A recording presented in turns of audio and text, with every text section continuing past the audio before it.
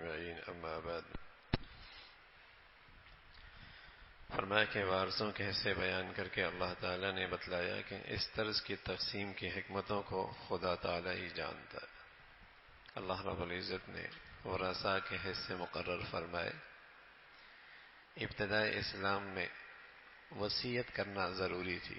کوئی آدمی دنیا سے جا رہا ہو تو اپنے رشتہ داروں متعلقین کے لیے وصیت کرنا ضروری تھی کہ فلاں کو اتنا اتنا ملے گا۔ لیکن پھر بعد میں قرآن کی آیات آ گئی، نیا حکم آیا کہ ورثاء کے حصے اللہ نے خود مقرر کر دی، اور حصے مقرر کرنے کے بعد اللہ نے بتایا کہ اس کی حکمتیں بھی اللہ تعالیٰ خوب جانتا ہے۔ اگر بیٹی کے لیے ایک حصہ مقرر ہے، ماں کے لیے ایک حصہ مقرر ہے، ابا اور اماں کے لیے ایک حصہ مقرر ہے، بھائی اور بیٹوں کے لیے کوئی حصہ مقرر ہے، تو اس کی حکمتیں بھی اللہ تعالیٰ جانتا ہے۔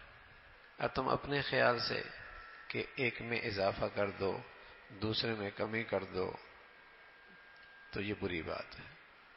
یہ حصے اللہ نے مقرر فرمائے ہیں اور خدا تعالیٰ ہی اس کی حکمتوں کو خوب جانتا ہے۔ تم لوگ پوری طرح نہیں سمجھ سکتے، تمہارا کام ہے اللہ کے حکم کے سامنے سر خم تسلیم کر لو، اللہ کے حکم کے سامنے اپنا سر جھکا لو اور اس کی فرما برداری کے مطابق ان حصوں کو تقسیم کرو۔ اور فرمایا جو لوگ ہمارے ان احکام کی تعمیل کریں گے ہم ان کو جنت میں جگہ دیں گے۔ معاملات کا دین زندہ کرنا بڑی دینداری ہے۔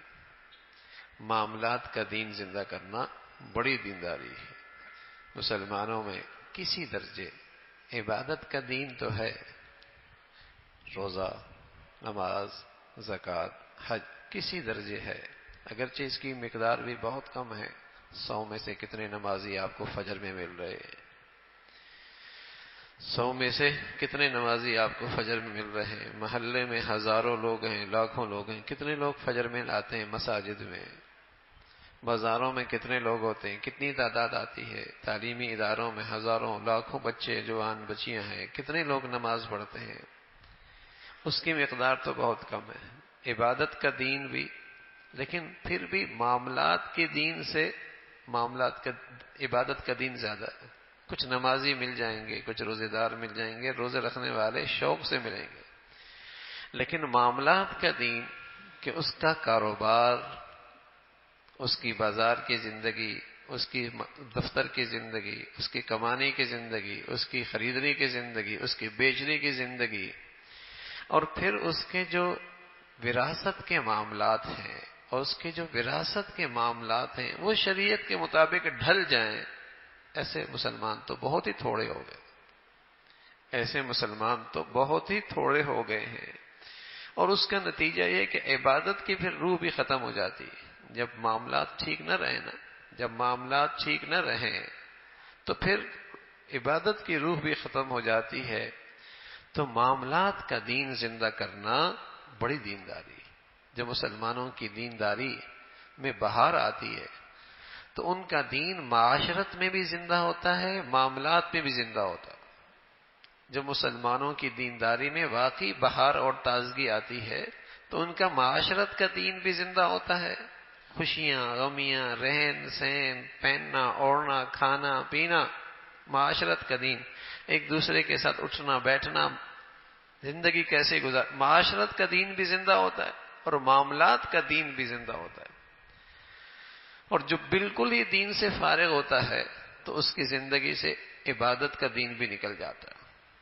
اور ابتدائی طور پہ جب اسلام میں آدمی داخل ہوتا ہے، دینداری میں داخل، سب سے پہلے اس کی زندگی میں عبادات آتی ہیں، سب سے پہلے اس کی زندگی میں عبادات، سب سے آخری اور اس کے دین کی کمال اس کے معاشرت کے اخلاق اور اس کے معاملات کا اخلاق زندہ ہو جائے، یہ کمال دین ہوتا ہے۔ اس لیے رسول اللہ صلی اللہ علیہ وسلم فرمایا کرتے تھے، ایمان والا لا یغلو ولا یغلا، دھوکہ بھی نہیں دیتا اور دھوکہ بھی نہیں کھاتا۔ یعنی کیا مطلب؟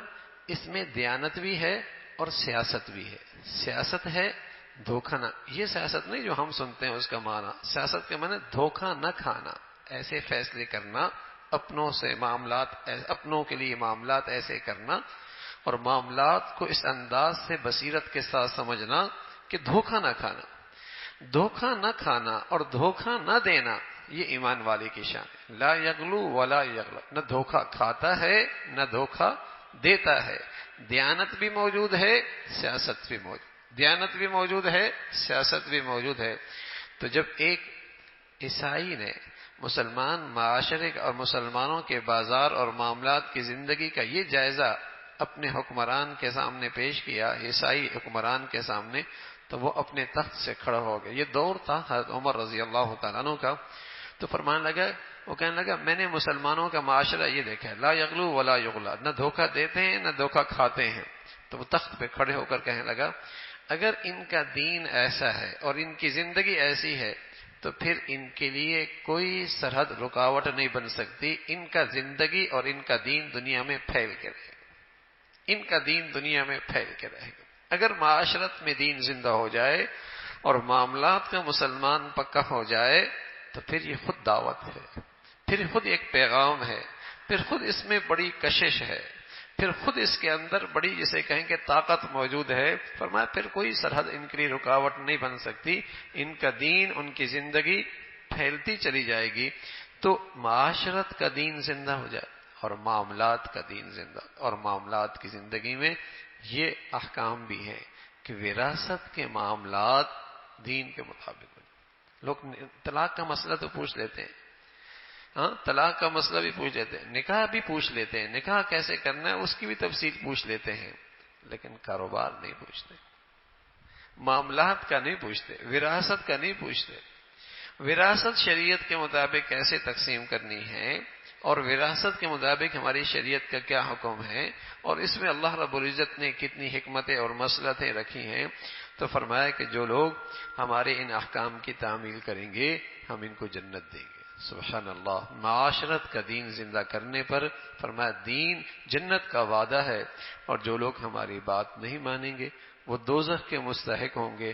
احکام کے خاتمے پہ فرمایا ہم ہی صاف اور صریح احکام اپنی طرف سے اس لیے مقرر فرماتے ہیں تاکہ تم لوگ گمراہ نہ ہو۔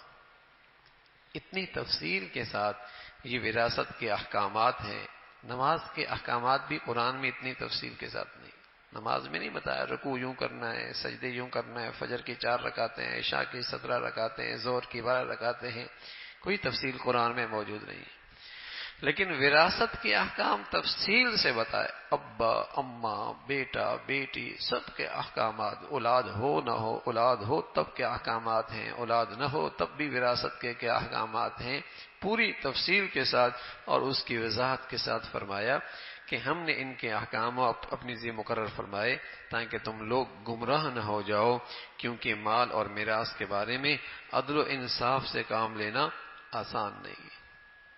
معاملات میں اور مال اور میراث میں عدل و انصاف سے کام لینا آسان نہیں، مال اور میراث میں عدل و انصاف سے کام لینا فرمایا آسان نہیں ہے، مشکل کام ہے، اور ہر شخص اپنی طرف کو جھکتا ہے اور اپنے نفع کو سامنے رکھتا ہے۔ میرا فائدہ کیا ہے، میری غرض کیا ہے، میری خواہش اور نفس کیا ہے، اس کے مطابق جھکتا ہے۔ تو احکامات معاملات میں عدل و انصاف سے کام لینا بڑی دینداری ہے مشکل کام، لیکن اللہ رب العزت پر اللہ کی طرف سے اس پہ وعدہ بھی جنت کا ہے۔ اللہ رب العزت معاشرت کا دین بھی زندہ نصیب فرمائے، عبادت کا دین بھی نصیب فرمائے، معاملات کا دین بھی نصیب فرمائے۔ اللہم